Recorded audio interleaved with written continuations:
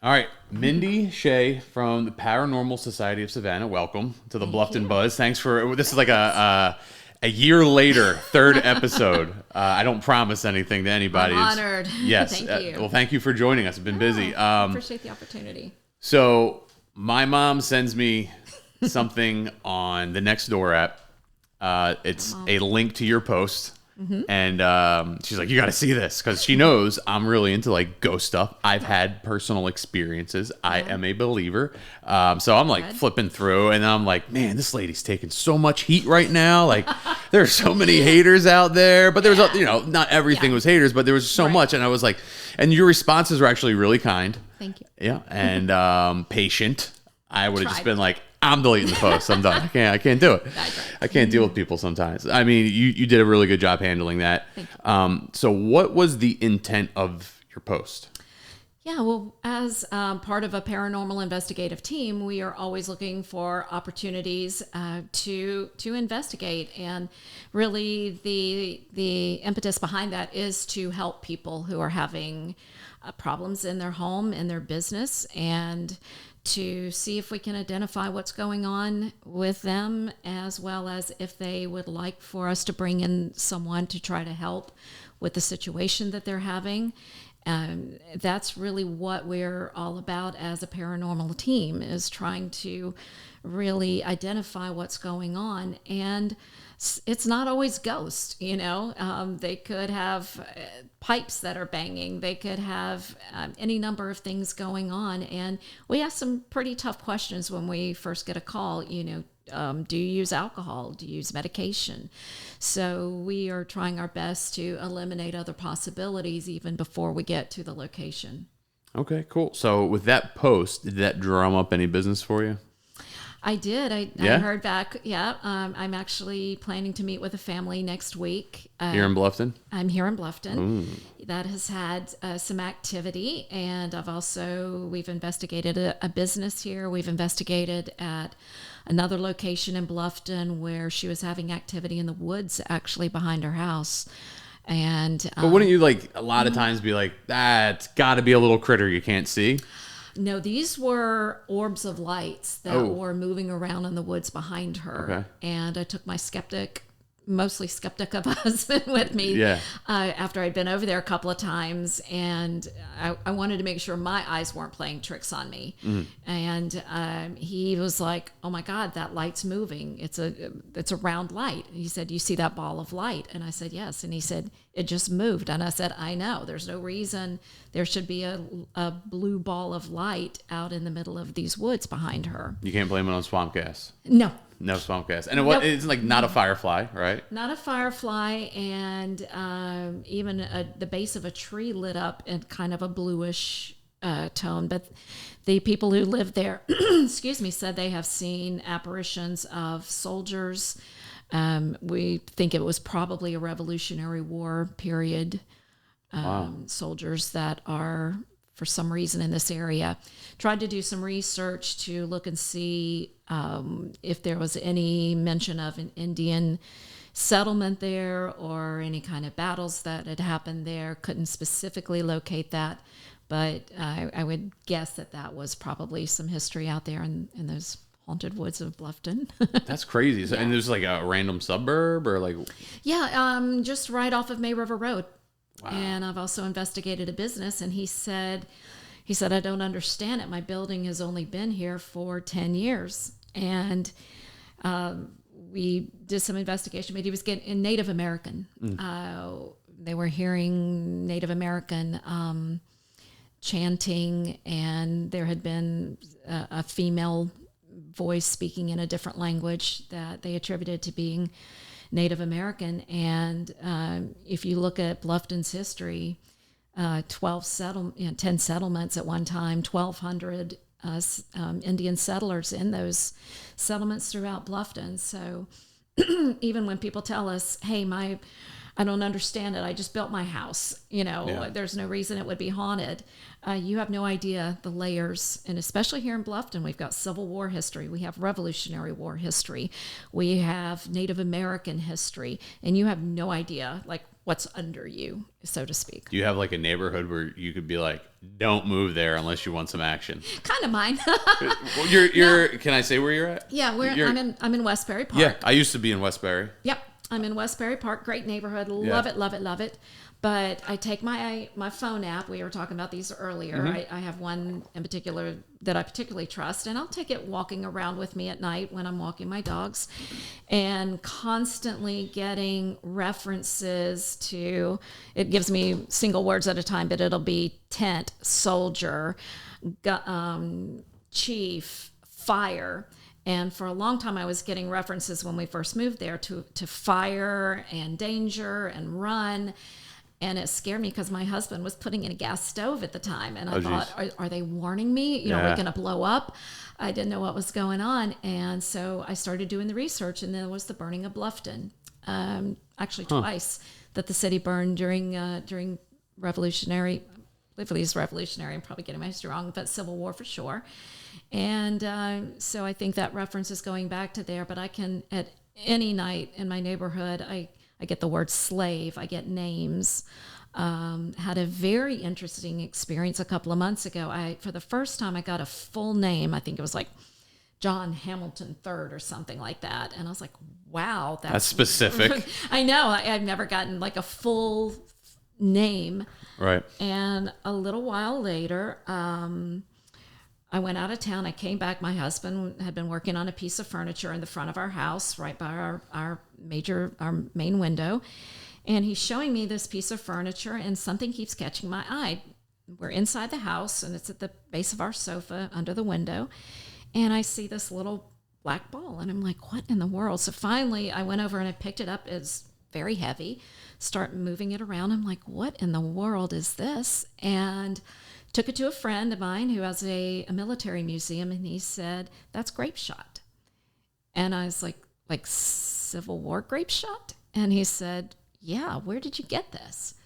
And I was like, you're not going to believe me if I tell you that. You found that in your house? Just showed up in my house. And my you have husband, any cats or anything? No, dogs? I have a dog that would never pick up. It's heavy. Yeah. It's heavy. And, they might bring in an occasional tennis ball or something, but there's no way they're going to exert that much effort. For sure. Trust me. And my husband's like, I have been working in this space all week, and I can tell you that's not been here. So we are not sure where that materialized, but I did have it authenticated as real grape shot, which would have been cannon shot at the time, Civil War. Wild. So now you're, on that topic, I was doing a little bit of research ahead of time here. Is there a museum? Do you guys have a museum, or somebody you work with at the society have one? The Paranormal Society is opening this weekend their second, actually a coffee shop called the Haunted Grounds. What? Is that in Savannah? Nope. One of them is in Midway, which is a little further out, and that's our Haunted Grounds one. That does have a museum in it of haunted objects. And the second coffee shop will be opening this weekend, and that's in Pembroke.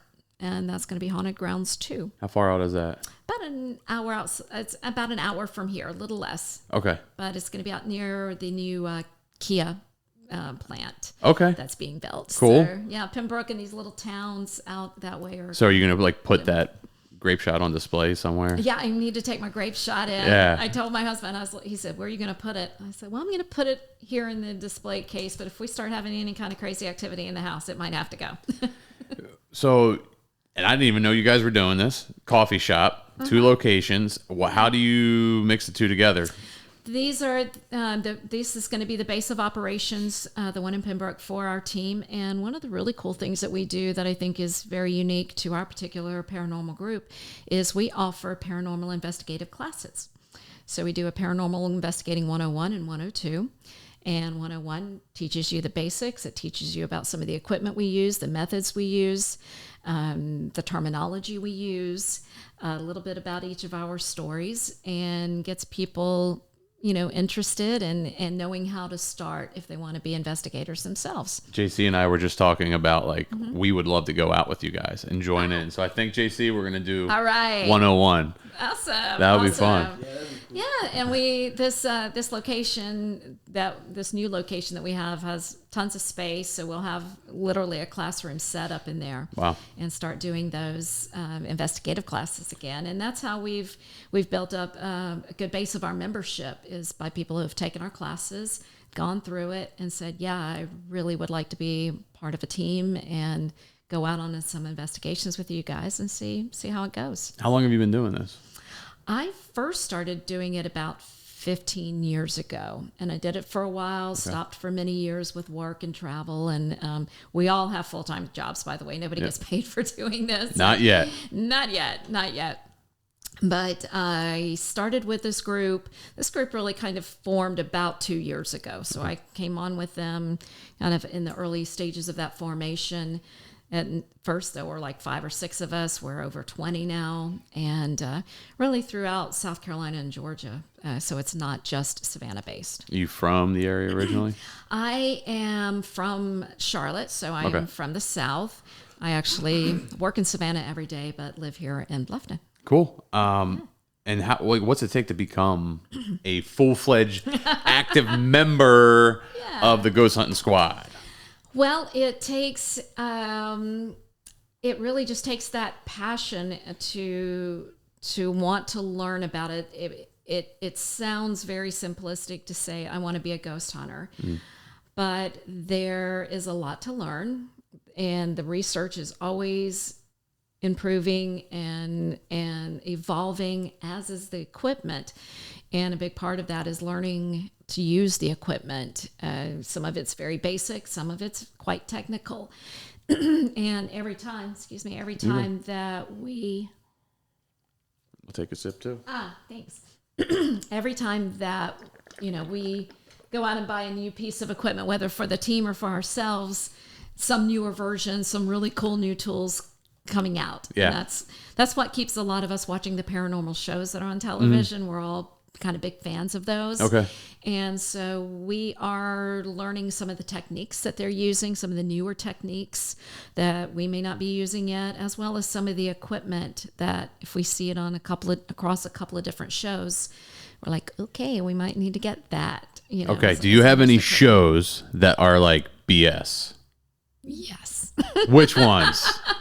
I want to know what not to watch. No, and I hate to say this because some of the comments were people who watched this show, and I was a big fan. I have to say the first couple of years, and that's Ghost Adventures. It's fake. Not a fan. Okay. And I can't say that the evidence that they collect is faked. I don't know that. That's the guy that wears like the Ed Hardy stuff and looks like he's from the Jersey Shore. No, that's another one. Okay. That's Hellion. Sorry. Sorry. This is Zach Bagans. Okay. And from the very beginning, his style is very confrontational. When he walks into a space, he's immediately calling them out, confronting them, trying to get them riled up.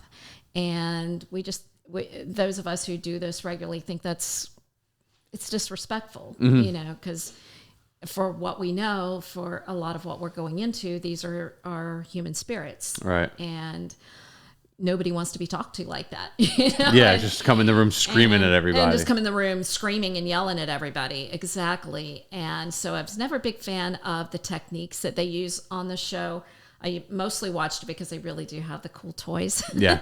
They have the latest in technology. And as they've been on for many years, they are getting, they have network funding, I'm sure, to purchase kind of some of the latest and greatest. But pretty much now every episode is Zach Bagans getting possessed by something. And it's gotten tiresome for some people. Yeah. And I think there are shows that are a little more authentic. Such as? To what we do. There's one called Kindred Spirits, and both of these investigators started on the original show that I started watching, which is Ghost Hunters, which really propelled me. That's the Taps guys? Personally, yes, the Taps guys. Because these were a couple of guys that, when I first started watching the show, they were literally working out of trailers in their backyard. They were plumbers. They worked for Roto-Rooter, during the daytime. And they were just doing this as a hobby. But theirs was the first show that I saw And it was just this big aha moment for me where for the first time, it wasn't just people telling stories. It wasn't just I saw or my friends saw or my grandmother told me Like they unsolved saw. mysteries. Yeah. And it wasn't just word of mouth. It wasn't even just the written word anymore. But here were two guys, and here they were finding ways to actually document, to record voices that weren't there, to some kind of, in some scientific way, to document paranormal activity. And this was just mind-blowing to me because I'd always had the interest, but I was like, oh my God, there are people out there that are doing this, that are able to, in some way, record and document what other people have been saying literally for centuries that they see and hear and feel. And to me, that was mind-blowing, but both Amy and blanking now, but both investigators started as investigators on the Ghost Hunters show, on the original shows.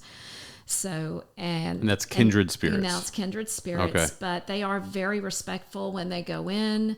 They do venture into new techniques, and some that we've actually used on our investigations and passed along to our team. Hey, let's try this. We saw it on here, and let's give that a shot. Okay. So if nothing else on those shows, we're getting really good ideas, but I'm the one who's sitting there like getting chills, when I hear an EVP or an electronic voice phenomena. And kind of the first time that you hear something like that on your own recorder, when you're sitting there and you're in a dark, quiet place and you heard nothing with your ears, and you run it back and you hear a voice on there that wasn't there. It's really, really exciting to do that. I got a EVP going. Of course, it was like an underground tour of Seattle, right? So very active down there, right? And I was trying to record something, and the whole tour was up front, and it was to the point where like, all right, buddy, let's go. And I'm like, yeah, I'll be right there. And I was like a couple rooms back, and I'm shooting stuff, and I think JC, this is a reminder. Remind me to get that. I think it's on YouTube. If not, I'll get you the file. Cool. But it was we were going through what used to be a brothel underground. Yep. And I don't remember if I made like a joking comment or if I was thinking something. Yeah. But there was nobody in the room. Yeah. I was the only person left in there. They didn't start another tour. I think we were actually the last tour of the night. Wow. And I just heard a woman moan. Yeah. And I was like, come on. When I was editing it, JC, I kept cranking it up in the edit, and I'm like blazing my ears. I'm like, that's real. If you heard that out loud, you would have been out of there like a shot. Oh my God, I would have been in front of the line before anybody else. Yeah. Yeah. And that's the thing where like, and I want to ask you about yours, and I'm not going to go into all my stories, but I've had so many undeniable, and the best part is friends have gone through it. Yeah. Like my best friend, Nick, him and I, when we lived in Orlando, multiple experiences. Wow. To the point where I was like, dude, I think I'm losing it. But then he was like, I can't believe you just said that, because this has been happening to me. Right. And we would hear footsteps going back and forth in our hallway all night, just freaky stuff. Yep. All sorts of wild stuff. And I also get a lot of premonition dreams, a lot of stuff like that. Yeah. And it comes in waves. And so you're probably as sensitive and just don't realize you're more open than my girlfriend wouldn't say I'm sensitive, but I think I'm sensitive in other ways. Yeah. And it's just like, it's one of those things where I wish I could control it or focus it or whatever, because, and then I also think, and we'll get to your tools in a second, but it sounds so funny, but there was one spot where I had so many premonition dreams. Yeah. And I was sleeping right next to the gate arm of I swear it was like the electromagnetic field interfering with my brain. Because I was like watching things happen live, and then they would end up on the news. Wow. Crazy things. Wow. So that's what really got me into it. What got you specifically into this? Was it the TV shows? Did you have experiences? Experience, but a little combination of the three. Growing up, and it's interesting because a lot of people have different religious beliefs, and I grew up. My mother was very staunch Southern Baptist, but she would relay to me stories, family stories of what we would now, consider paranormal activity. So I kind of grew up with this, and I was the kid when it would get to summer break for school, and all the kids were going to the library and taking out these really cool summer read books. I'm reading ghosts and aliens and UFOs and ESP and astral projection, just anything and everything I could get my hands on, because I've just kind of had that interest and fascination with it. And I think probably if it comes down to one thing that really keeps me moving and motivated, and that I think makes this field in particularly very different from others, is that we can guess, we can speculate, we can theorize, and we've got theoretical physicists who are involved in this field. We've got Duke University that has their own parapsychology department. We can speculate all that we want, but the truth is we will never know 100% if we're right unless one of us dies, becomes a ghost, and comes back somehow to tell about it. The reality is this is always going to be in many ways a mystery to us. And like I said, we do our best. We have the equipment. We use electronic equipment. We use mental equipment, and that we have a team psychic who helps us and helps identify what's in a space.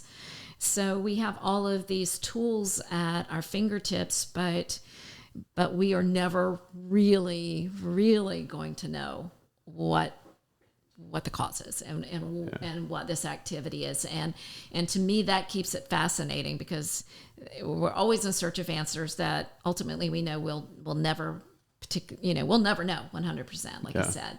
So that kept me interested. And then, like I said, when shows like Ghost Hunters started coming out, and I was like, oh my God, there's people out there actually doing this. And I would love the opportunity. So working in tourism in Savannah, somebody walked in one day and said, hey, we want to join the Chamber of Commerce. We're a ghost tour company that we also want to do some investigations. And they started letting me tag along with them. And that's where I really got the bug to do it. And that, I got so many questions, and I had a list in my head, and then this is how the conversations go, I guess. But to the Savannah part of the conversation, and it is America's most haunted city, as it's yes, and that was actually designated by Duke University. So that's not a self-designation. That was Duke University in the 1980s that came in and made that determination based on the city being built on so many dead. There's cemeteries built under that we have built over. Third bloodiest battle of the Revolutionary War. Those were, just kind of thrown into a ditch, and those were paved over. Slaves were buried in what are now some of our squares. They are still coming across bones to this day because those were unmarked graves at the time. Wow. So it really literally is a city built on its dead. And we attribute a lot of the paranormal activity in Savannah to that. And so is that where you do the most of your investigations? We do some of it, but we go all the way. We've done 2 separate investigations up in Abbeville, South Carolina, up in the upstate. Go into these little towns, and we're going down to St. Mary's on the Georgia border, and the Florida coming up not too distant future. And then we just do ones for fun. We're going out to Waverly Hills Sanatorium, which is notoriously haunted, and Bobby Mackey's, which is another very notoriously haunted location. It was a club and a recording studio at one time, but they've both been featured on a lot of the paranormal shows over the years, and they're just kind of mecca for ghost hunters because they're constantly active. But so we do investigations in Savannah. We just did one at the Planters Inn earlier this year. That's one of our haunted locations. We've done the River Street Inn. So we'll go over and just do kind of a takeover weekend and get our team out and give them an opportunity to investigate and to use the equipment and so is it maybe it's a combination. You let me know, but is it more, hey, we want to go to this place and you call them, or is it more like, hey, weird stuff's happening right now, come on by? Both. A nightclub just pulled up outside of the office here. What are they doing over at Peaceful Henry's? Yeah, you got Peaceful Henry's and the dentist. Not so peaceful. Can listen to one more banger before he gets his tooth filled. I'm really hoping that's not somebody getting drilled at the dentist. Jackhammered. A little scary, a little scary. No, it is a combination of both. And we have 3 case managers for the Paranormal Society of Savannah, of which I'm one. And so we do get calls, and we get people asking us to come in and investigate and see if we can figure out what's going on. And then we just know places that have a history of being haunted and stories that float around them. And we call and say exactly that. Hey, do you mind, can we come in? And most, you'd be surprised, most locations are very open to that and welcoming for us to come in and check things out. Cool. Because it's no secret that they've had activity when, especially in this day and age with social media, people get right on TripAdvisor, say, yeah, loved it, but woke up in the middle of the night and there was a figure of a soldier standing at the base, at the end of my bed. And so where was that at? You can't, that's all the time at the Marshall House. Marshall House. I'm staying there. Because that was the Civil War. My girl hates me because she'll look up the most beautiful hotels, the ones with the best amenities, and I go, most haunted hotels in Cincinnati, Ohio. Yes. Click. And then I'll look for where to stay. Most haunted room. Yes. Yeah. Then you got to narrow the search down. Yeah. But I'm like, that's thrilling, No, it is. And just never know what you're going to wake up to. And there's an app if you are ever in a haunted hotel again. It's called Dream Talk. It's free to download. But it's one you push a button before you go to sleep at night. And it is, I'm sure it's meant for other purposes, but for our purposes, it will pick up any noise that's happening in your room while you're asleep, whether it's voices or shuffling or a door or footsteps. But you just download this app, and we like to push the button before we go to bed. So I use very similar app. It's called Sleep Stream. Okay. And that same concept. Yep. You know what I'm talking about? Yep. Have you ever used that app before? I have not used that one. I've only used the best Dream Talk alarm app, though. Oh. Not even about the ghosty end of it. Not even about the recording. When you download this app, what it does is, you know how you have it's a circadian rhythm? Yeah. Is that what it is? Right. Let's say you have to be up by 6. Usually your alarm hits at 6 on an old school alarm. It's like, wah, wah, wah, whatever your tone is or whatever. Yep. And you could be in deep sleep and you wake up, you're groggy, you're miserable. She's like, gotta clear my head. Sleep Stream. You go, all right, I got to be up by at least 6. Right. But you can try to wake me up between 5:30 and 6 when I'm in and out of my zones. And what it does is it's always recording, which ties into your app. Yep. It's always recording. And I've heard 1 or 2 odd things, but it was mostly me sleep talking or something. Yeah. Still interesting. It's still weird. You're like, what was I thinking? Or going through. But so it wakes you up at your lightest sleep. So you're already the most awake. Interesting. And if you wanted to wake up, and I do this, if you want to wake up between 2 and 3, it will, or 2:30 and 3:30, you'll wake up feeling like a boss at 2:45 or 2:44 because that's when it was like, hey, he's rustling around right now. Let's get him up. I'm getting your app. It's great. And it records all the same stuff. So if you ever want a good alarm app, Sleep Cycle. I'm going to try Sleep Cycle. I love it. But, those are, because we were talking a little earlier before we went on about some of the tools that we use that have been adapted, just from other uses over time, and that's one of them that we've adapted for our own uses. That's awesome. Yeah, and it's all. I think what's cool about tools is always finding a secondary purpose for it. You're like, this is. You were showing me the one that was. You said we used to use stud finders. Yeah, and you're like, nah, I can use this to find energy. That's pretty cool. Just that basic. Reviews for Savannah, because I think it's really cool for folks. Hilton Head, Bluffton, Beaufort. We have all these good touristy areas. Savannah's clearly the biggest, the most haunted cities, and I feel like a lot of people. I know I do. I get overwhelmed when I start researching things, and not just the most haunted hotel room, but I still haven't gone on a ghost tour. Right. Like, because I don't know which ones are legit. They all have good reviews, but are they good reviews because somebody came from Dallas and just got a little spooked and had enough drinks? Or is it like a really good one? I went to, what's the one that's like the most haunted house?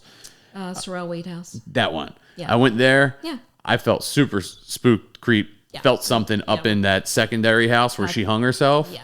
That, We've had some crazy I experiences. felt like I was going to pass out. Sorrel Weed House. So I've done that. That was a win. Yeah. Do you have any other recommendations for folks that could be wins? Whether it's the tours, the hearse tours, you don't have to trash anybody, but definitely good ones you recommend. And it really, and I answer this question a lot. Being on the tourism side, I'm actually part of Visit Savannah, which is the tourism end of the Savannah Chamber of Commerce. And so it really depends. And I always ask the follow-up question. It really depends on what you're looking for. If you're looking for a family-friendly, kid-friendly recounting of some of Savannah's top ghost stories and folklore, the trolley tours are a blast. Ghost and Gravestones and the other trolley tours that go out at night, those are a lot of fun. If you are looking for some ghost stories, maybe mingled in with a couple of cocktails, then you have your pub crawls. Like you said, the hearse tours are a whole lot of fun. Even the Savannah Slow Ride, which is the multi-pedal bike that goes around, carriages go around and do ghost stories at night. So there's a lot of those and a lot of recounting of some very well-known folklore and stories around Savannah. There are two in particular that I think, and when somebody says no, like we are really paranormal enthusiasts and, we're really into this, then there's one that is called Afterlife Tours. Ryan Dunn, a guy named Ryan Dunn, he's written several books now, but he is actually the go-to for the Catholic diocese in the Savannah area. If they get a reporting of demonic or any kind of unusual activity that they think might need an exorcism or church intervention, he's the one they call to kind of document and report back and say, yes, this is or this isn't what it appears to be. And there's paperwork that has to be filed all the way up to the Vatican. People don't realize that this has to come from the highest levels. Priests just don't go in and do exorcisms. Right. It really has to be approved. And but he's one of two. He and a guy named Patrick Burns. And Patrick used to be on one of the television shows back when there was Court TV. And his company has got ghosts. And both of these, what I really like about them is they have iPads that they bring around with them where they actually show you the evidence that they have captured at the locations that they are taking you to. So they're not just telling you folklore and in this house behind me, this happened. It's things that they've captured, whether it's on EVP, whether it's photos that they've captured, videos that they've captured. So it's more of an immersion and there's something to back up their stories.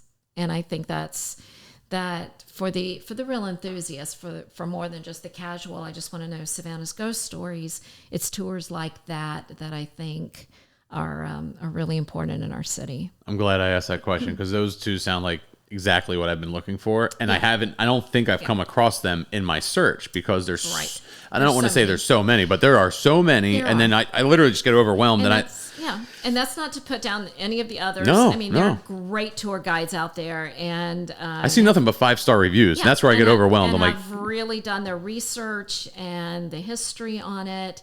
It's like everything. You have some that are not so good, and it so much depends on the storyteller, how good of a storyteller they are as well. But these two guys have a long history of doing paranormal research themselves. And conveying what they've captured as investigators, not just as storytellers. So they have that combination of good storytelling plus the evidence that people like to see and hear. And I can tell you some of the things that I've heard from Ryan Dunn's, he's got a later night tour that's a little more adult focused and intense in the stories that he's relaying and the evidence that he's captured.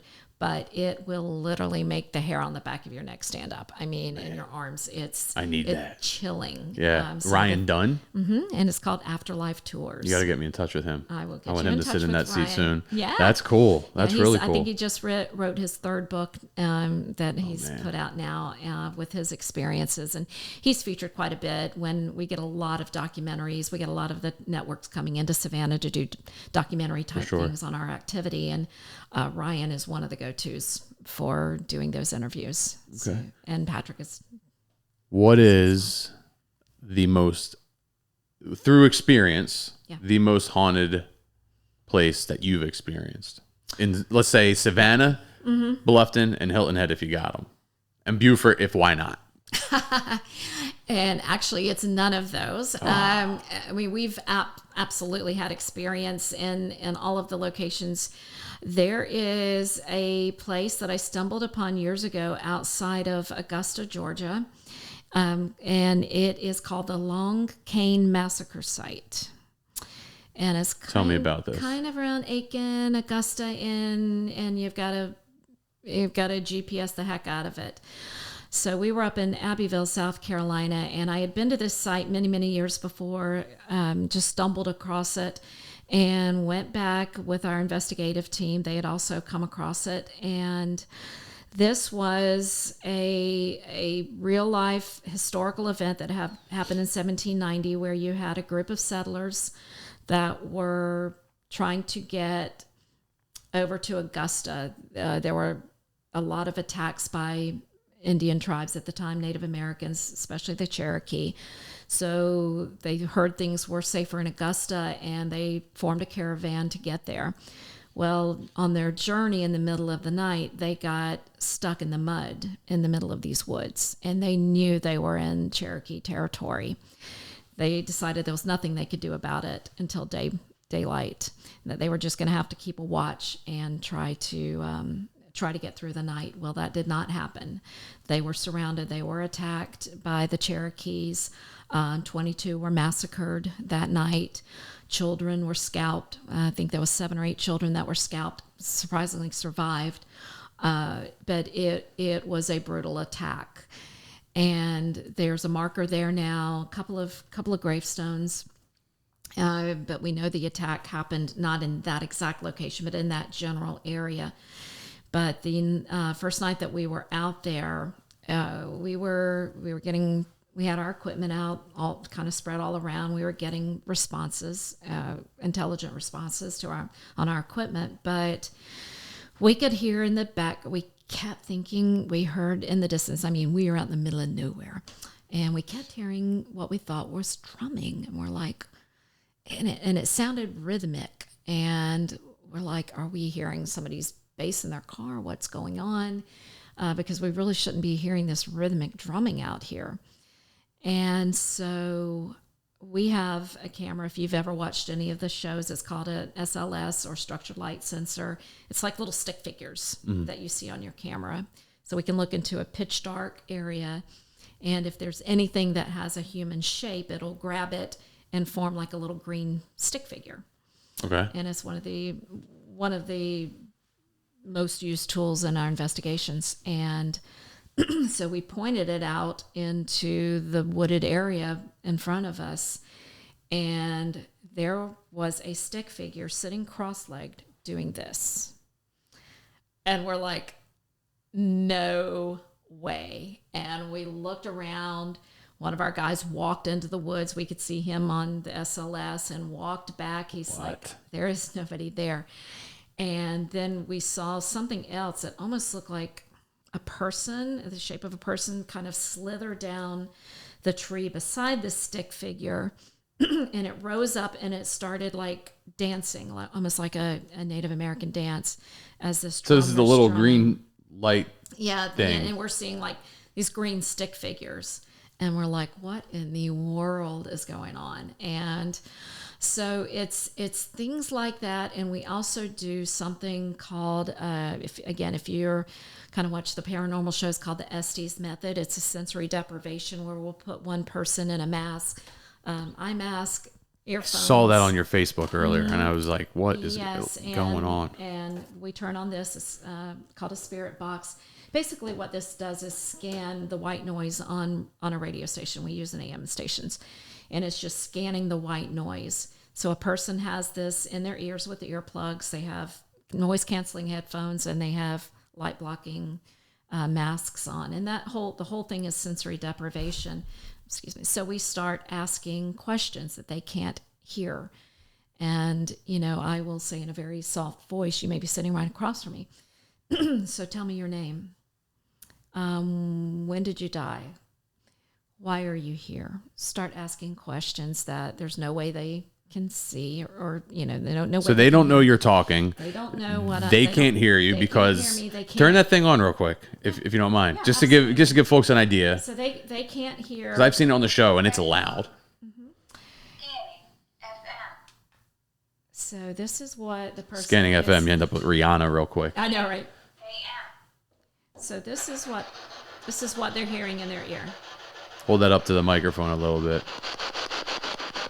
So they have that in their ears. They are blindfolded. It almost looks like one of those horse fly masks, but it is blacked out. It is blacked completely out. If a voice comes through, Come on, do it. they might.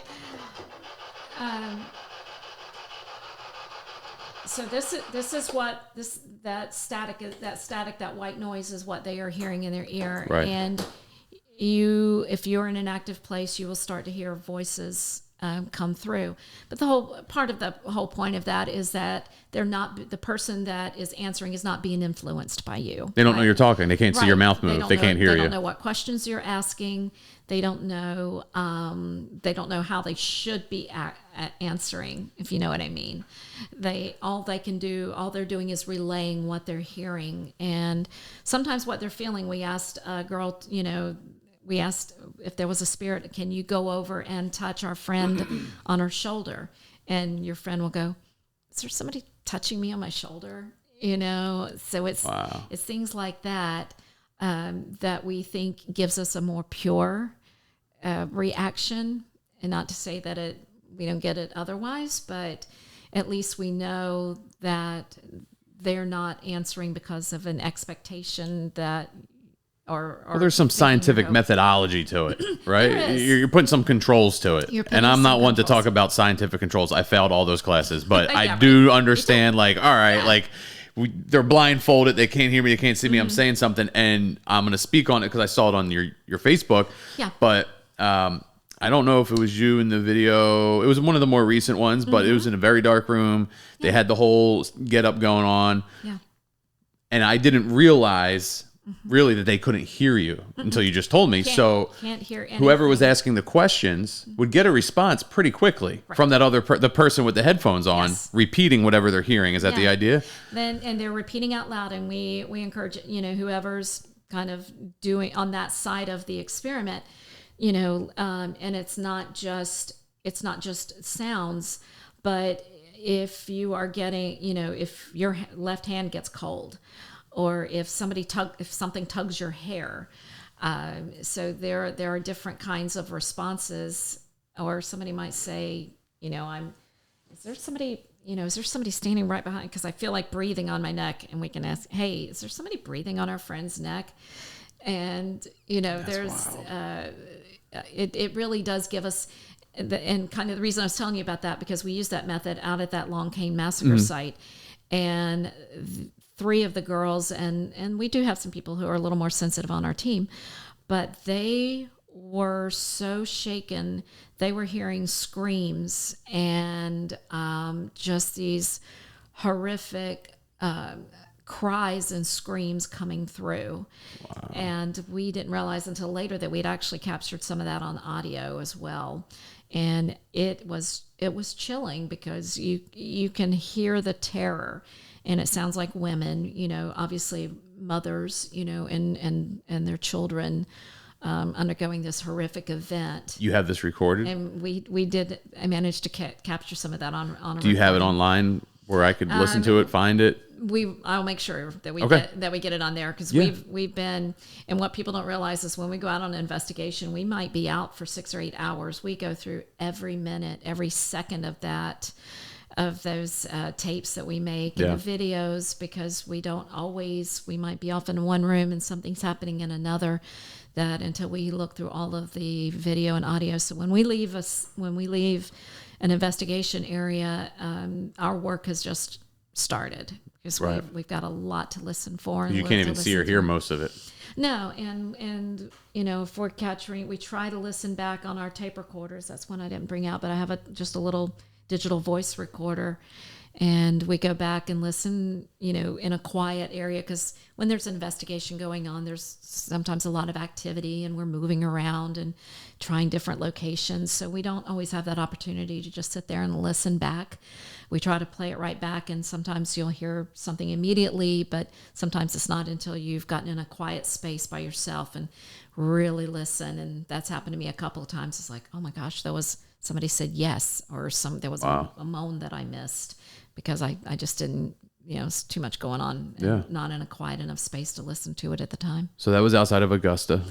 Yeah, and ballpark. We've been in, we captured activity in the River Street Inn, which is a popular inn and bed and breakfast right in Savannah, right on the Savannah River.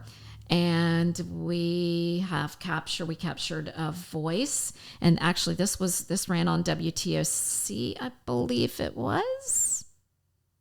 Yes, either WTOC.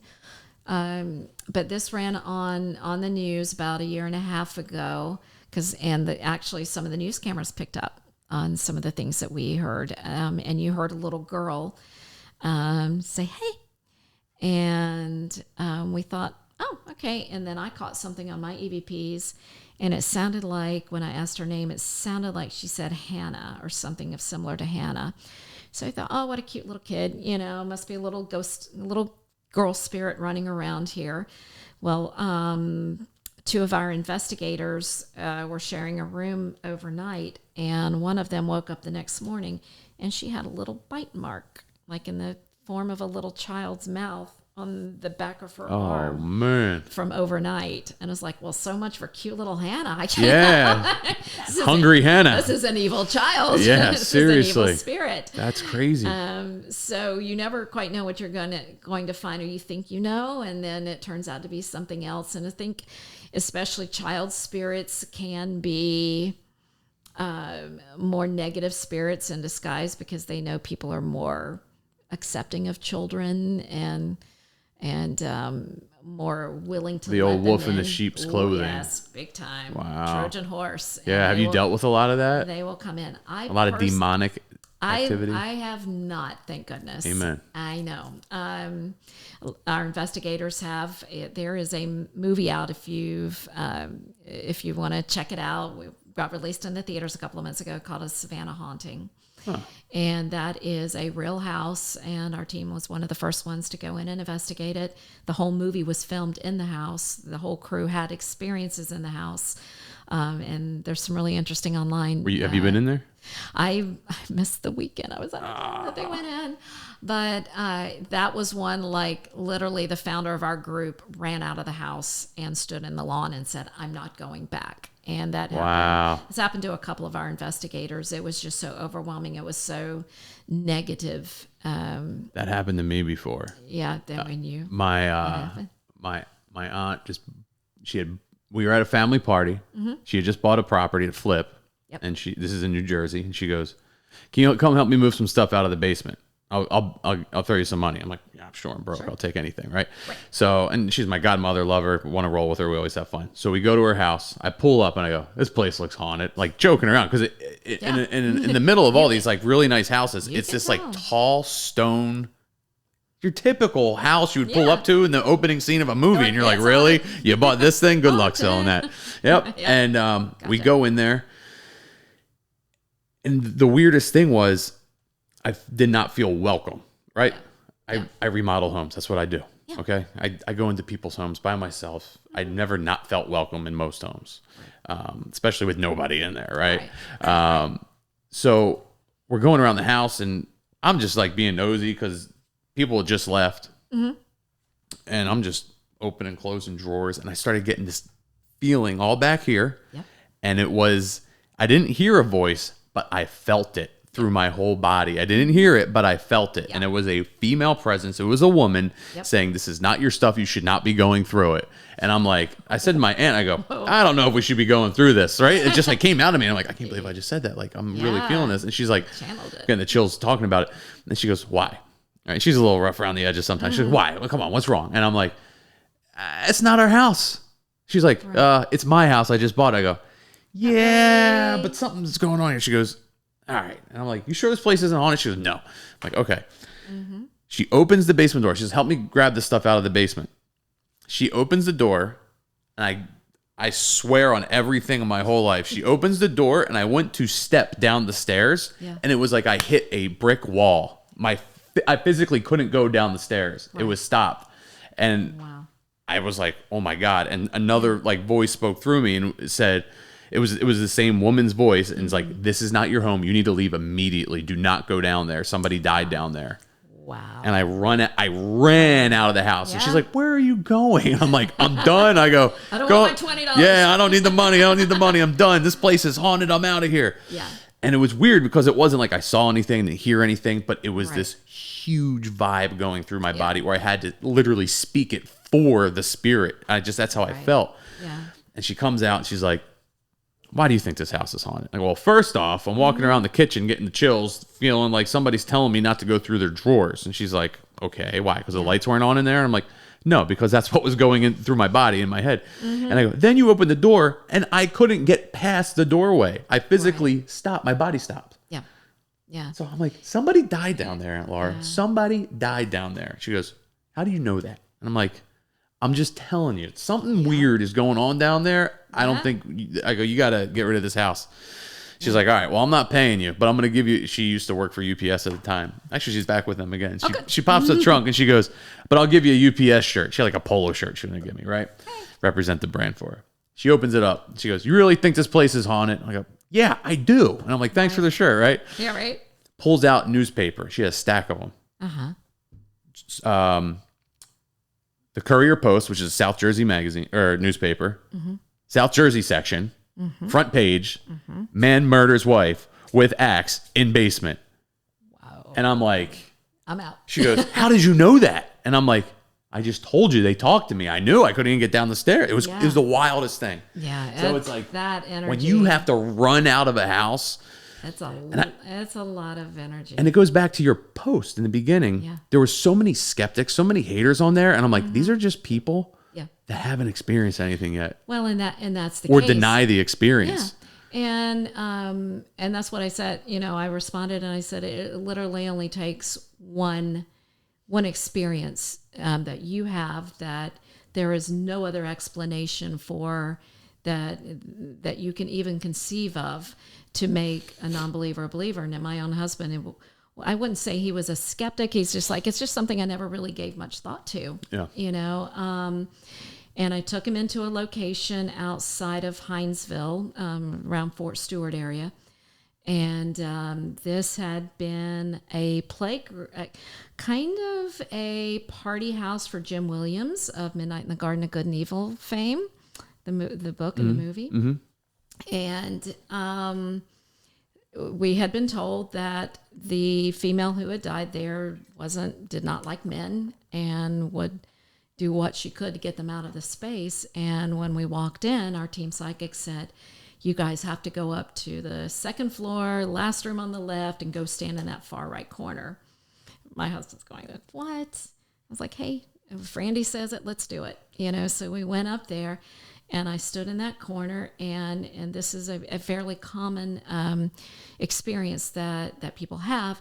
Felt like I was on a rocking boat, and, you know, literally couldn't stand up straight. It just felt like the floor was doing this.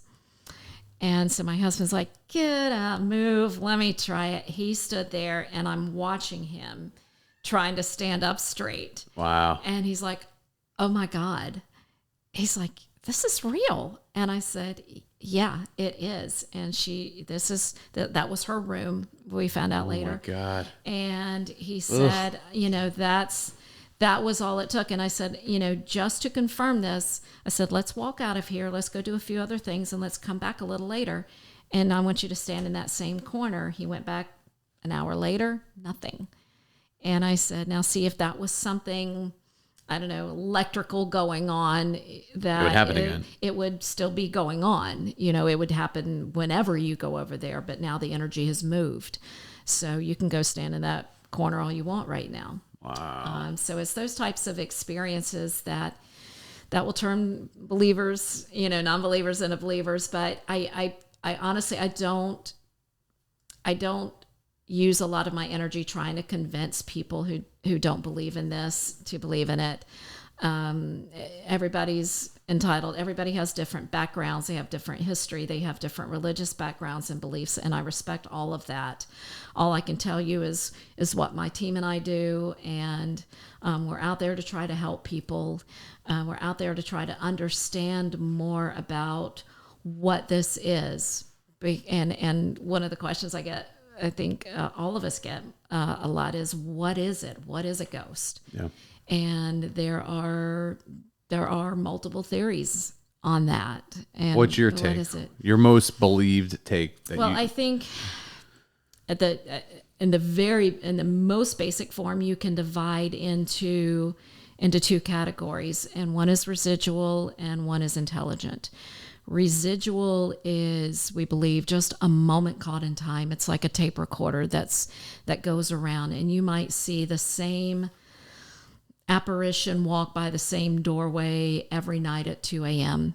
Even if it's what we call a full body apparition, where you see features and everything, they'll never acknowledge you. They'll never engage you. You can say, "Hey, over here, look at me," and they're not going to turn around and look at you. This is literally a recording that's been caught in time. That can be the same for residual. We were standing out in front of the Mercer Williams house where Jim Williams shot Danny Hansford and caught an EVP of gunshots going off. Boom, boom, boom, boom.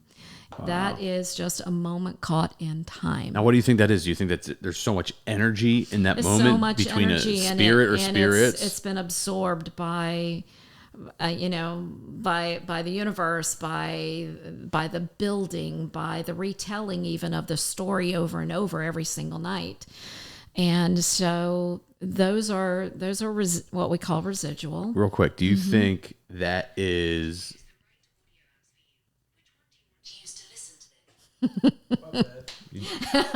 Mute that watch, JC. Do you feel like that is a spirit having to relive that little segment? No. Or do you think that is just literally like a photograph that it's repeats? Literally like a GIF you send online. Yeah, it's just like a clip of a movie. Okay. It just keeps going. So it's like not around. a highly tormented spirit dealing with that walking through the bar every time, right? Not in that. Not in what we think of as a residual haunting. Okay. What keeps me interested and what keeps me motivated are intelligent hauntings. And that's where it's obvious the spirit, the energy, whatever's there is interacting with you. And I think what's most fascinating to me is we are taught from the time we were born through school, you need a voice to speak. You need a physical brain to think. You need vocal cords to talk. And you need these in a physical sense. And I think if what we do proves every single day that that's not true. We do capture voices without a physical body. You do have an intelligence when there is something that's hiding your keys, which is a very common occurrence. They move things around. They do things to, if they don't want you in the house, banging on walls, whatever they're able to manipulate in the physical world. there's thought behind that. There's intelligence. There's thinking, okay, what can I do to make them leave? What can I do? Will this scare, will this do it? And to me, I mean, that's literally coming out of what we would consider thin air. Let's face it, you can't see it, you can't touch it, you can't feel it, and you certainly can't see it. And to me, that's such a fascinating aspect of the spirit world, and that gets into what is a ghost, what is a spirit. And there's a belief, and we think some of them are human spirits that are they've got maybe unfinished business. They feel like they have to stay here to complete. It may just be somebody who just absolutely so loved their home and put everything into their garden and put everything into it that they're just not ready to go. They want to enjoy it some more, and they have at some point made a decision that they want to be there. And so I think just though as people are good and sometimes evil in their life, in their physical living life, they can also be that. I think that carries over. And we've actually heard spirits say, I'm afraid to cross over because of what I did in my life. So if they were religious, am I going to hell? I'm going to hang on to this life as long as I can with both hands because I'm scared to death to move. I'm really afraid to move on because of what I believe might be waiting for me. And then you get into beings that we believe are demonic or have never had a human form, and it's debatable where those come from, how those develop. They are certainly fed by people's fear, the energy that's in somebody's fear. And then you start talking to people like theoretical physicists, and even going back to what Einstein believed in multi-universes, where we're not the only ones, and each universe is like a bubble. And I've heard before, it's like, and we see what we call, there's a lot of what people talk about as shadow figures, which literally look like shadow people that are in the space. And some people have said, this is like, if you've got bubbles, say in a bathtub, and two of them cross over, you'll see sometimes two of them cross over each other and connect. That might be what we're seeing as interdimensional or parallel universe beings that are crossing over. So everything from that to human spirit form, there's a wide range of what we believe may cause activity. And I remember somebody had a really interesting theory. It was Amy Allen from Dead Files, which is another popular show that was on. They're the ones that did the Italian restaurant here that subsequently closed right after the one on 46. Yep. So they had just done that episode, filmed that episode and aired it. And right after that, unfortunately, the restaurant closed. But she said, think of it almost as split personalities. Like, I'm not sure that I believe that it's actually somebody's soul, their essence that stays behind, but just say, there was a part of me that really loved gardening.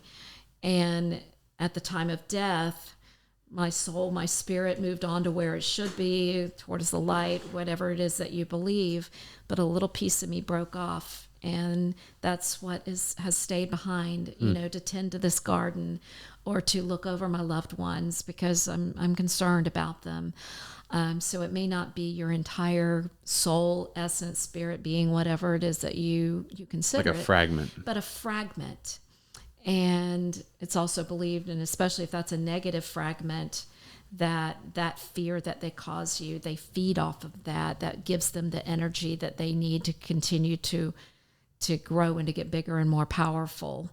And, so again, all theories across the investigative field and paranormal investigation. But we take our best guess at what we what we believe based on the evidence that we collect and those who are much smarter than us. Have you cleared a home?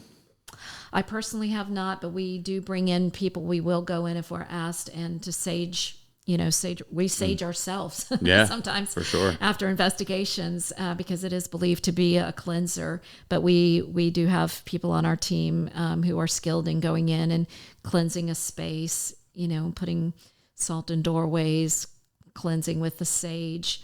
We have people that we can call, spiritual leaders who can come in and give prayers, and people who will help move the spirits on if that's what they are. You've done that within your organization. Trying to do.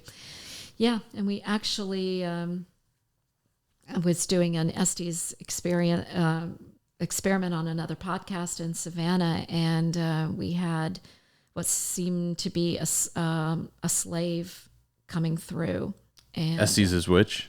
I'm sorry? Estes is with the mask, and everything, okay. But it's one of the most active conversations I've ever heard using this method, but she was recounting an incident, excuse me, presumably with her owner, in which she was being sexually assaulted, and it was pretty brutal, and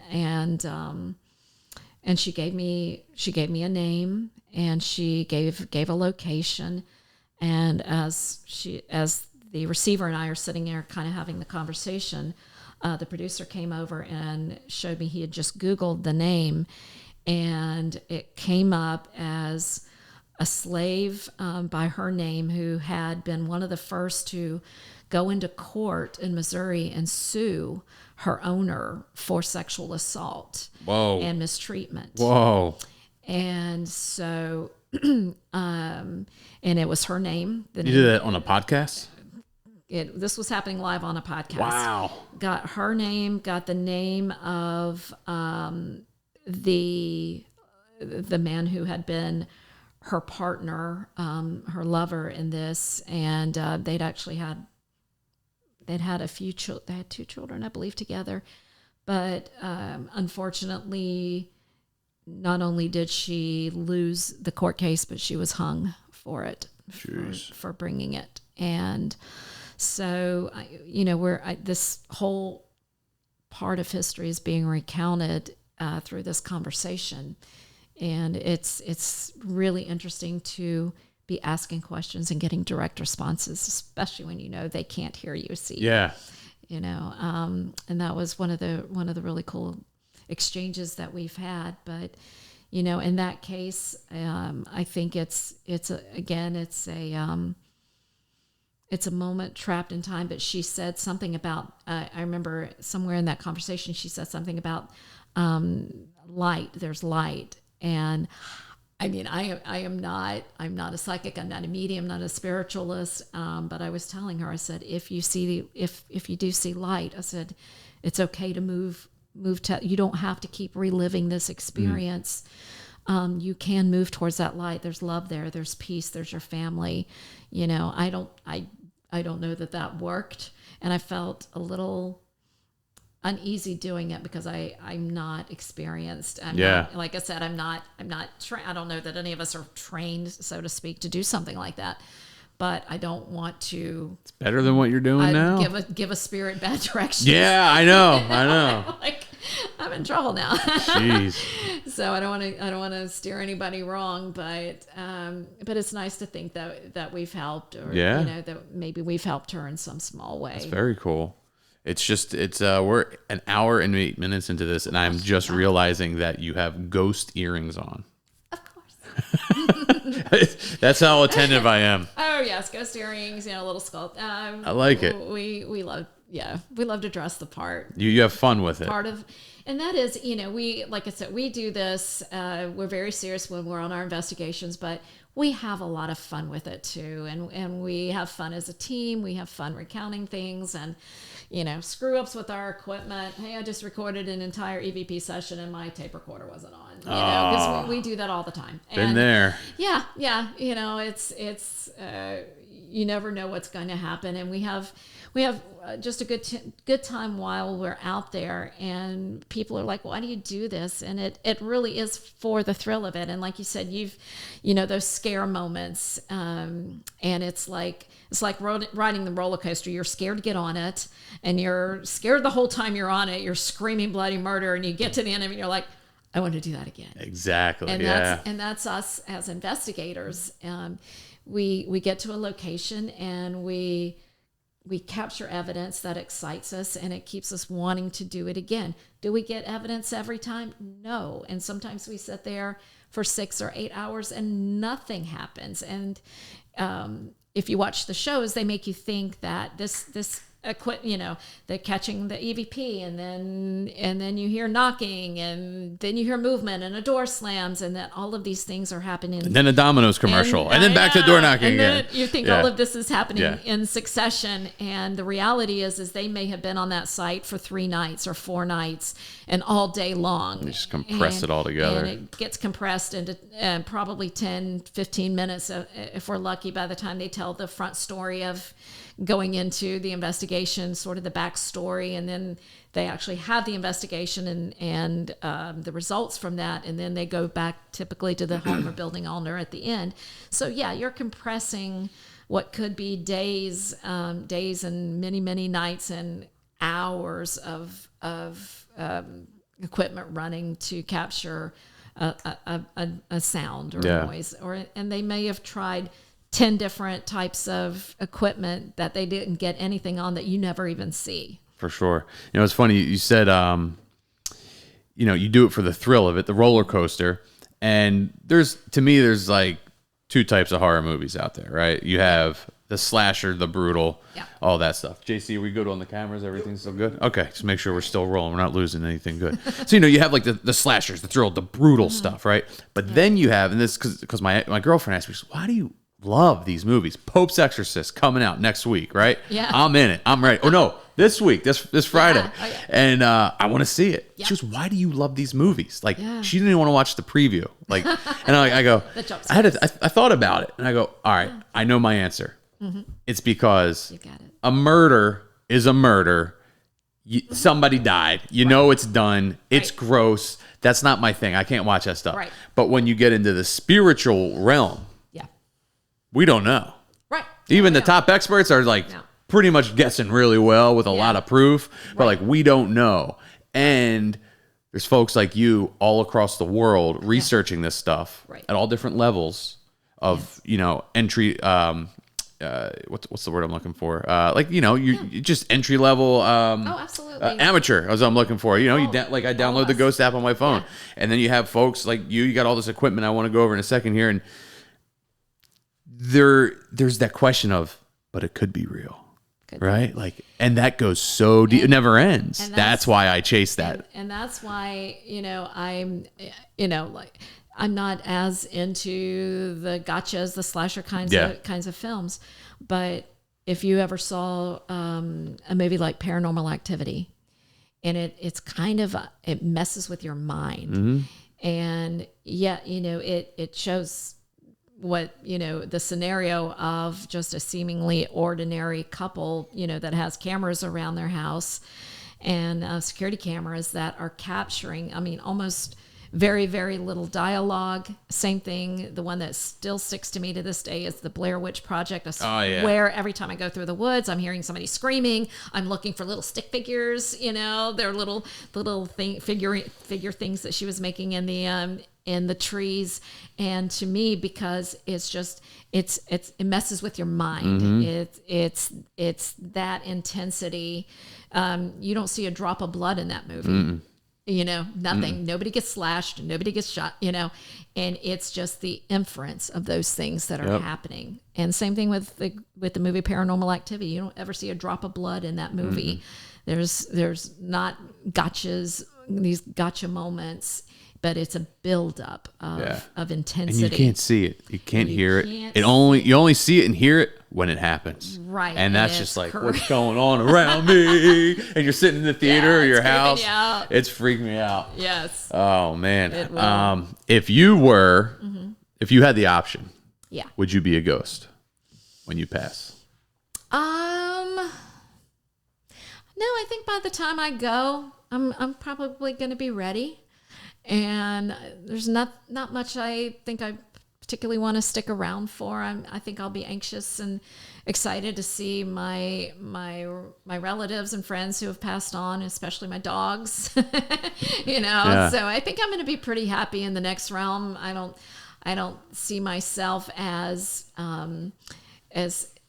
so attached to something here, and I have in my own heart and feel that any loved ones that I'm leaving behind are going to catch up to me eventually. Sooner than later. Yeah, sooner than later. And I hope I'm there to greet them. Like, hopefully they'll be there to greet me.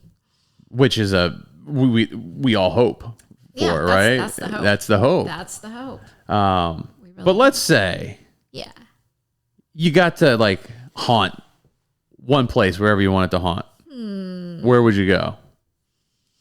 I would probably just like hang out on the beach because That's what I was thinking. I'm such a beach bum, and I always think of the scene in there was a movie called City of Angels with Meg Ryan years ago, but like all of the angels came out on the beach. I remember that. Sunrise, and it was just they all stood facing the ocean as the sun came up every day.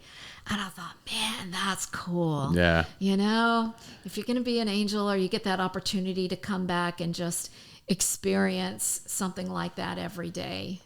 Yeah. Without the stress of life and work. And I was thinking beach sunrise, actually. I really was. But then another part of me is like, it would be really cool to go to the Haunted Mansion and really haunt the haunted, like really freak some people out as they're coming around the ride, and you're like, hey, and they're like, wow, it's real. And then I'd be like, all right, to the White Light we go. I just want to do that once. I think that would be fun. I'm sure if you ask whoever it is that you get to when you get gone, they don't have to pay the $200 admission to get in there. Right? I'm just going to cruise right through, go right over to Frontierland, and I'm haunting that joint. There are haunted houses that are supposedly really haunted. Isn't that freaky? Isn't that freaky? Do you know of any? You've got the best job. Yeah, seriously, I want to go there. You've got the best job. Let's talk about some of the tools we got here. Let's talk about these a little bit. So as a team, I was telling you earlier, when we set up for a full-on investigation, we have banks of computers and monitors, and we have a centralized station where everything's going on, cameras and monitors and everything's set up.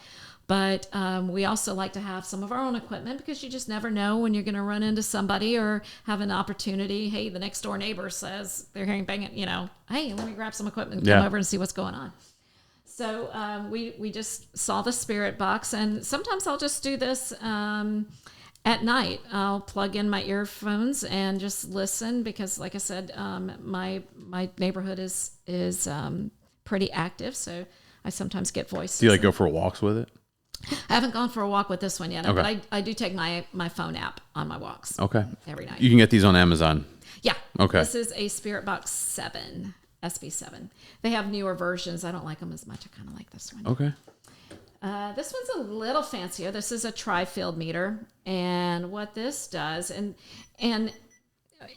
we didn't talk about it a lot, but we believe that at the most basic level, spirits are energy. They're made of energy. They're comprised of energy. And that's one of the concepts behind what we are, is that we are made of energy, and energy is infinite. And even though our body is gone, that energy remains. And that's one of the concepts. So most of our equipment measures energy in some way. This measures it in 3 ways with a temperature right here. But as you see, as I get closer, and what we can do with this type of device is ask yes and no questions. If we see it, if we know nobody's around it, hey, can you go over there and touch that light? Can you please go touch the green light? They don't even have to touch it. They can just get close. So it's just detecting my energy here. And if we get a response to that, then we can try to have a conversation. Okay, I'm going to ask some yes and no questions. If the answer is yes, will you please go over and make it go off? Boom, there it goes. If the answer is no, back away. Then we get no response. That way we can at least carry on a basic yes or no. Are you male or female? Are you male? Are you female? Are you more than 20 years old? Are you less than 20 years old? And so we can have these back and forth conversations, which is really cool, especially when you believe you're getting, an intelligent response and there's nothing else in that space that would be manipulating it, and only having it go off when we're asking questions. You'll also notice, and if you're on investigations, you'll get cold spots, and we believe that that's just the entity pulling energy from the space to try to manifest and try to do something, which creates a coldness in that area. So this little part of the device will measure temperature as well. And once I have this all set up, I can leave it in another room, and I can listen. If it starts to go off, I can come back and check it. And sometimes the temperature has started to drop in that room, so we know there might be activity ramping up in that room, and to go in and start trying to do some investigative stuff. It's the temperature, it's the antenna, and there was something else? Yeah, and basically two forms of, there's a malmeter, which reads a different level of energy. So, and we can tell by the... You freaked me out on that one. I was like, oh, yeah, hand. You can tell I'm really hoping by how strong that is as to how strong the activity is. But all of that is measuring the energy fields around it. So, and there's all kinds of different devices. This is one of the newer ones. So I've been playing around with this one, still getting used to all the buttons and whistles on it. And then we have some really basic stuff. So any of you out there who have cats, you might have seen these little cat balls. So what you do is you turn these on. I mean, literally like $3 a packet on Amazon. And in a couple of seconds, we'll see that they stop. Can you see this? Can you see this? Yep.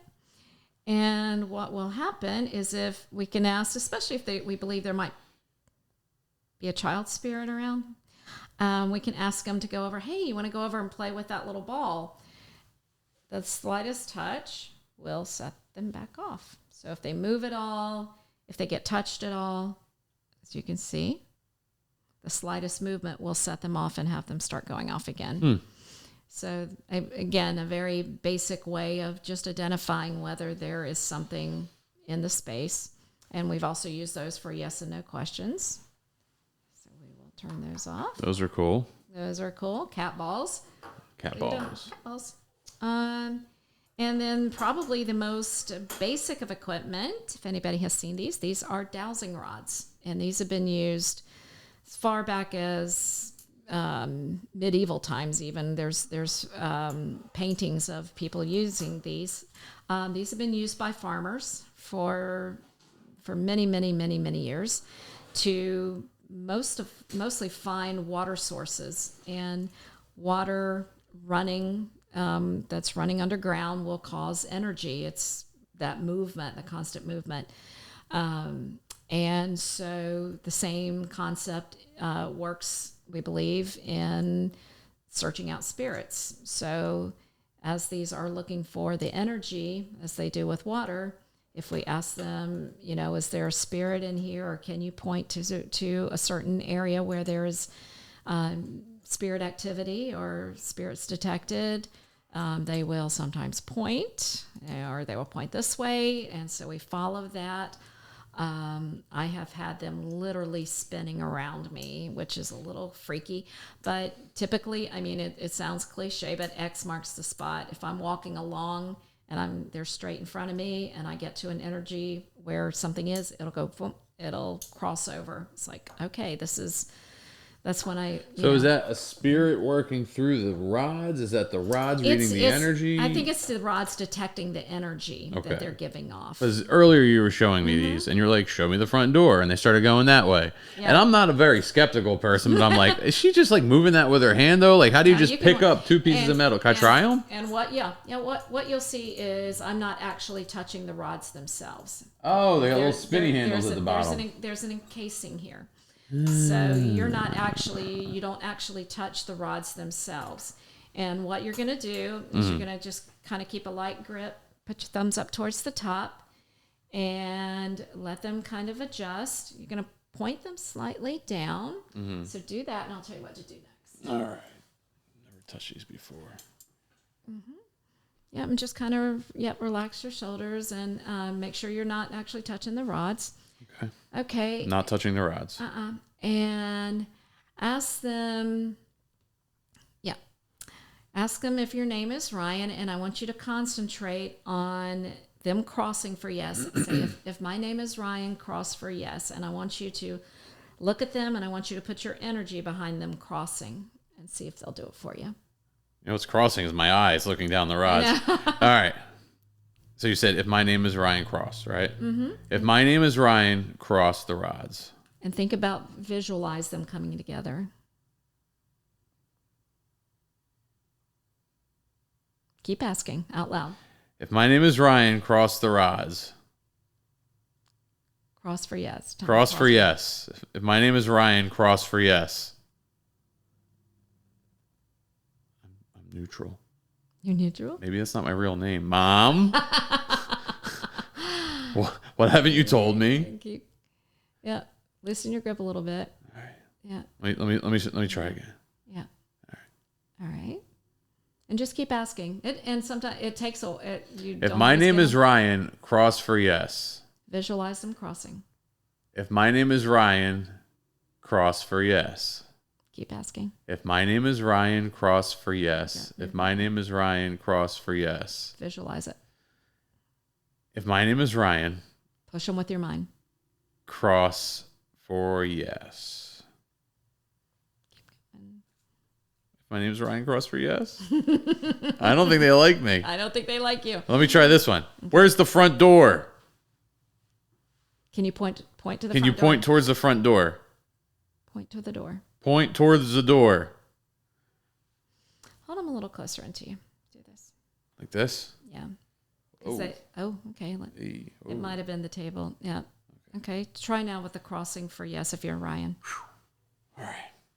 My name is Ryan, cross for yes. If my name is Ryan, cross for yes. Push them with your mind.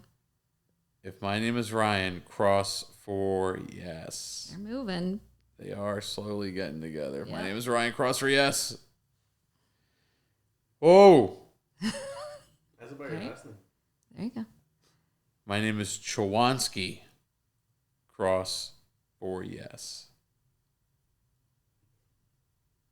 I don't know. These things are just straight out for me. Yeah. Try to. Because I'm not a believer. It doesn't matter.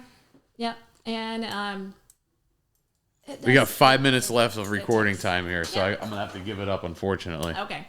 Yeah, and these are kind of a tune to me, but yeah, what does that mean, a tune to you? Because the more you use them, just because I use them all the time. But it, like anything else, and I tell people this, everything takes practice. You have to practice with these. Okay. And so get a pair. They're on Amazon. They're $20. Take them with. Okay. What? X marks the spot. Something's going on the table. I think there's so much energy in here. Electronics are making them go a little wonky. Okay, straight. Those things are dead straight for me. Straight. Straighten out. Straight, please. Thank you. This is weird. Yeah.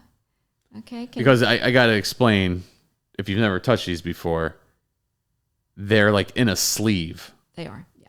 So you can turn your hands and do whatever you want, but they don't move. No, and you can keep your eye on my hands all you want. They're not moving. But, yeah, so cross if my name is Mindy. Please cross. Cross if my name is Mindy. Cross. Cross for yes, please. Cross for yes, please.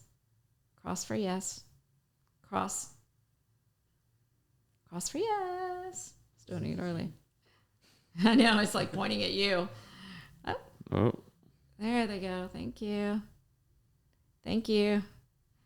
So it's like Harry Potter's wizard stick. Uncross. You got to have your own Yeah, stick, and it kind of put your own learns juju you. in it. Yeah. Yeah, you kind of got to put your own juju into it. I dig it. But, all right. Yeah, don't get discouraged with it. Some people, they cross right away, and some people are like, it's not working. But man. They come back to me later and say, you know what? I kept working with them a little bit, and now they're responding to me. And easier to play than the guitar. I'll try them.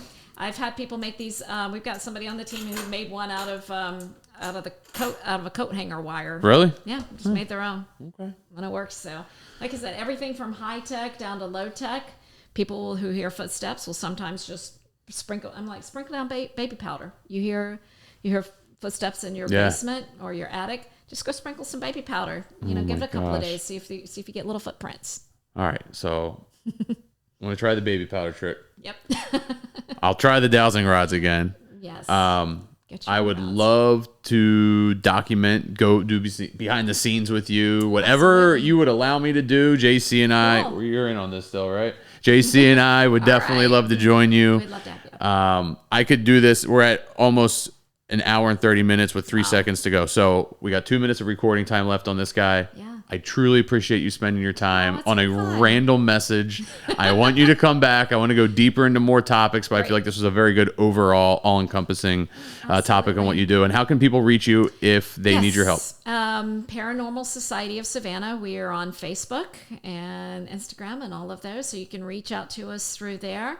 Anybody in the area who's on Nextdoor, you'll see my post. It's Mindy, Shea, or just type in ghost and my post pops up. It does. So a lot of people have messaged me directly through Nextdoor, either of those ways, or if they want to reach out to you, I'll give you my contact information, and I'm more than happy to hear from everybody. Awesome, Mindy. Thank you. I appreciate it, ma'am. Thanks. It's been a pleasure. Great to see you.